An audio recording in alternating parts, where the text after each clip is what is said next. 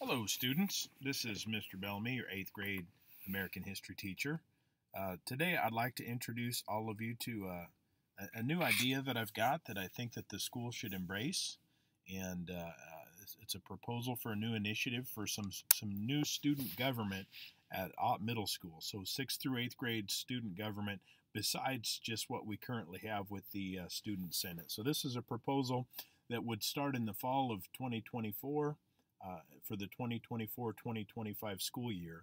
And I'd like to get your feedback on it as soon as possible and see what changes you think could be made as we try to kind of match up with what we're going to be seeing in the fall of 2024 with the presidential election and future elections. So hopefully this is a movement that will help you understand how elections work now and when you're potential voters when you turn 18, so that you know how things work and what your role as a voter and a citizen is in this process. So this is my proposal. There are two state standards that apply to this proposal that all of us are responsible for understanding and knowing. One of them is 8.1.2a, and that is your responsibility to demonstrate ways that you participate in the political process, like voting and participating in elections and campaigning, and all of those things will be addressed with this proposal. And 8.1.2c, which is to demonstrate civic engagement or participate in simulations of the democratic process, which is exactly the purpose of this proposal, is a simulation of the democratic process within the confines of our building and the 500-ish students at Ott Middle School. So let's take a look at what this would involve on your part and on the part of your teachers, and the changes that we might see if this process becomes applicable to us. What I'd like to see happen is I'd like us to hold student senate elections, and I want to talk about the election procedures and how that might change, and what the goals of those elections or the purpose of our student senators will be in the future if we take on this challenge. I think that we should have a class president, not just a class president, but a student body president that will represent all of the students at Ott Middle School. And I want to talk about what procedure we will go through to determine who or how we determine who that's going to be. And then also a principal's cabinet. Now, a cabinet might be a new term for many of you. Those of you that have gone through 8th grade social studies class up to this point have an understanding of what a cabinet is, but the rest of you, this might be new for you. So let's take a look. We'll go one at a time through these changes and what my proposal is that we go through. Again, looking for productive feedback from you in all portions of this. Each homeroom will be represented in the Student Senate. That is currently the way we do things. Each homeroom will choose their own representative, and each student will get one vote. This is called the popular vote. That's an important thing in our political process. We use the popular vote to help with determining the President of the United States, but we use a different system that actually makes the decisions for us called the Electoral College. And we'll talk more about that as we get into this system. But our Student Senate will be based on popular vote within your homeroom, and the Student Senate kind of within our school government will act sort of as the legislative branch, kind of the lawmaking branch, or at least those that are giving ideas for rules within our school system, working closely with our student body president, and also, even more importantly, the administration of our school, Mr. Wazorek and Mrs. Field. So that's my proposal for the Student Senate. Your responsibility is to meet monthly to make suggestions to administration or to the student body president, to meet regularly with students in your homeroom to determine what their wants and needs are. So that's one thing that's been missing in our system, is that regular meeting with the students in their homerooms to see what's needed in our school. Oftentimes what the Student Senate representatives bring back to their homerooms is kind of dictated to them by the administration or by the Student Senate sponsor. So I'd like to see more questions asked amongst the students about what they think changes could be made, as those student senators are supposed to be representative of that group of students in their homeroom. So that's pretty simple change, and hopefully we can make that happen without a huge a difference of responsibility for the teachers or for the students or for the homerooms. Not a huge commitment of time, but it does take the right kind of person to be a representative of their homeroom. And again, we will use the popular vote, which just means one vote per person, and the person with the most votes in your homeroom becomes your student senate representative. So popular vote is one method of determining the outcome of an election. It's what much of the world uses when they do their democratic process. The United States is a little bit different in the fact that we use the Electoral College.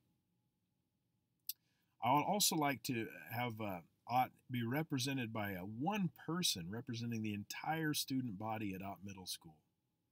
That's a big responsibility for 500 students, and that person doesn't necessarily have to be an 8th grader. That person could be a 6th grader, and the person that represents this entire student body needs to demonstrate the quality characteristics that a person has that can be a great leader. They've got to be a good listener, they've got to be flexible, they've got to have a strong opinion, they've got to be good at speaking, they've got to be good at gaining people's affection and gaining people's attention. All of the things that we look for in a president, not just of the student body, but a president of the United States. Things that we look at George Washington and see that were positives about him. He was intelligent. He was a representative of the people. He was hard-headed at times, strong-willed at times. He was a warrior on the battlefield, which people appreciated because they knew that he was willing to make sacrifices. In fact, most of his life, he made sacrifices for the people. He probably would have preferred to retire to his home at Mount Vernon and spend his life farming. Instead, he chose to serve the people. So someone out there amongst our student body population is meant to be that person. It might be multiples of you, but we will hold an election for that student body representative. In order to run for that student body class president, you have to create an advertising campaign. So this isn't just show up on a Tuesday and we're going to hold an election and the winner wins. This has to be someone that's committed enough that they'll create a poster or make a video, maybe give a speech over the microphone at lunchtime to the students in the cafeteria. And we've got to have the kind of person that's willing to put the time and energy into this if they're going to be taken seriously by the administration and by the entire student body. So there's videos that I can share with you to help you understand what campaign commercials look like and what candidates like to do in order to gain the votes and the confidence of their people. And for our vote to take place, we need to narrow this down to 2 candidates, a lot like what we do with presidential elections. Most of the time on the ballot, there's going to be 2 main candidates, one from each political party, and then usually there are a few others depending on where you're at. In the state of Nebraska, there probably will be 5 or 6 different candidates on the ballot. Of those, 1, 2, or 3 of them you've probably never heard of when you go vote. But regardless, we need to narrow it down to 2 candidates, and we're not talking in our school about having a Republican candidate and a Democrat candidate. We just need to narrow it down to 2. So we're going to use a process to do that, much like what we use in the state of Nebraska, versus the way the citizens of the state of Iowa narrow down the candidates that are going to be on the ballot for them. So we're going to hold what's called a primary. I'm going to play this short video for you about primaries and caucuses, and watch this, and then if you need, I can also take a minute to explain. So Nebraska holds a primary to narrow it down from a whole bunch down to 1 candidate, or 2 in the case of some elections in Nebraska. Iowa uses a caucus, which is much more interesting, but kind of crazy also. So I think that might cause some instances of hurt feelings within our school. So I'm going to play this video, and you're going to learn a little bit about the election process, or the process prior to the elections that will start taking place here in January and February of 2024. Excuse me. See political. How we choose our president. Part 1. Primaries and caucuses. How do we choose our president? It starts with primaries and caucuses. Every 4 years, we vote in presidential elections. Primaries and caucuses are just the first round. Whoever wins moves on to represent their political party in the next round, aka the general election. Whoa, sounds like a lot of partying. More like the longest job interview ever. Well, how does it work? Most states hold primaries, so if you live in one of those states, you'll go to a designated polling place, anonymously cast a vote for your favorite candidate, and go home. Or wherever. In some states, you can vote for any candidate. In other states, you can only vote for a candidate in your political party. What about the states that don't do primaries? Those states' vote is called a caucus. Those are more like a public debate where delegates representing presidential candidates all gather at a certain place on a certain day and try to win the majority of the crowd. Caucus votes are either counted by secret ballot or by having people physically take sides in a room. Primaries and caucuses take place in all states over the course of a few months.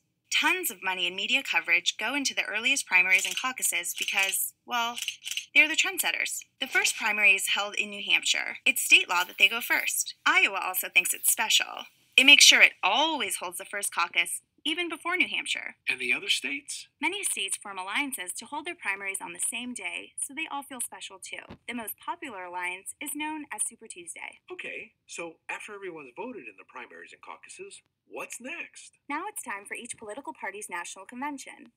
At each national convention, delegates gather together to select their presidential nominee. Delegates? Presidential candidates are represented at national conventions by delegates who vote on the final presidential nominees, based on the results of the primaries and caucuses.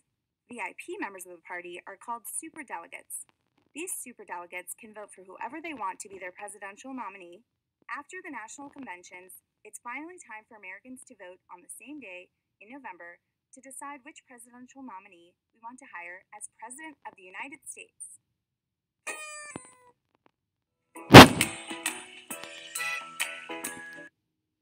Okay, so you get the idea that there's a difference between the two. If we were to run a caucus in each homeroom, for instance, if we had 4 candidates, Bill and Joe and Jill and Ann, they might separate themselves into the 4 corners of the classroom, and whoever supports each of them would go stand next to them. And whoever has the least amount of votes in that corner, they're done. They're out of the process. And then the students that supported, let's just say it's Bill. The students that supported Bill, the 3 of them that were standing there, they have to pick a different candidate to go support.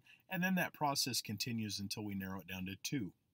In a primary, what we're going to do is each student will vote after we've seen the campaign commercials or we've listened to the speeches of the people that are running for student body president.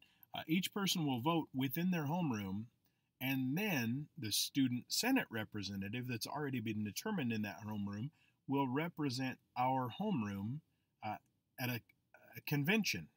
And then they will cast their vote for who our homeroom decided that we wanted to vote for. So that's kind of what happens with the Electoral College. So we all vote for one candidate within our homeroom. Once the votes are tallied, the student senate representatives will meet to cast the votes in a convention that will take place in the Commons, the cafeteria. Each homeroom gets 1 vote. It's proportional to the population of the classes. So each homeroom has between 22 and 25 students currently. So 1 vote for every 22 students is about proportional. It's about equal. It's about as fair as we can get. That's the difference between the popular vote and the electoral vote. So in this system, this is the system we use to elect the President of the United States.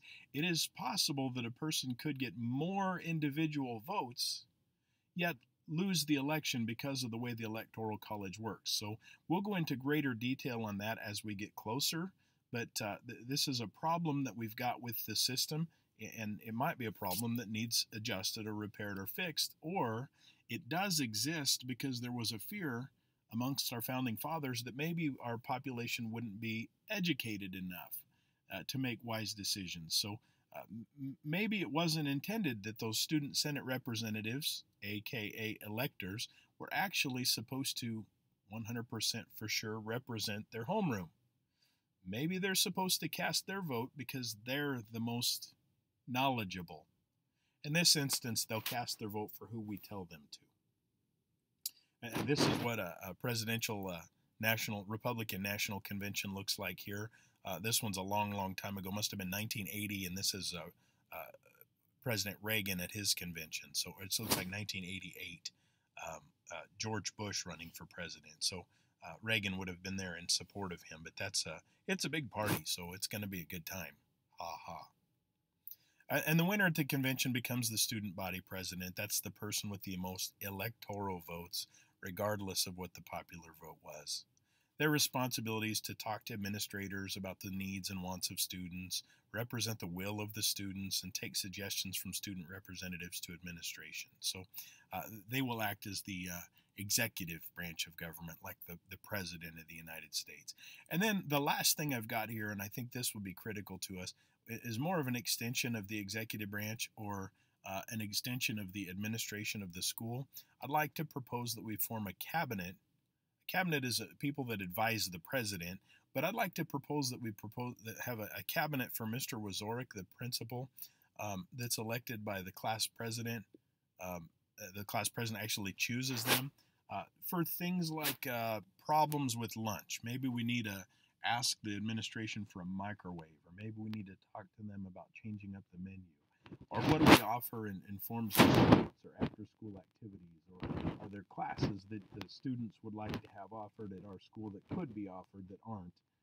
Or any other basic needs. So all of these are things that I think could make us a stronger student government. I think they could help you understand better the process of that we're going to go through in November, electing a new president of the United States, and the process that you're going to participate in and need to know about when you turn 18 and as you grow older. So looking for the best and the brightest to step forward and nominate each other and themselves, and then we'll all take turns voting and making sure things go the way they're supposed to. Would love to hear your feedback if you've got any students, ways we could do this differently, and I'd love to talk to you more in the future about these changes. Thank you for listening.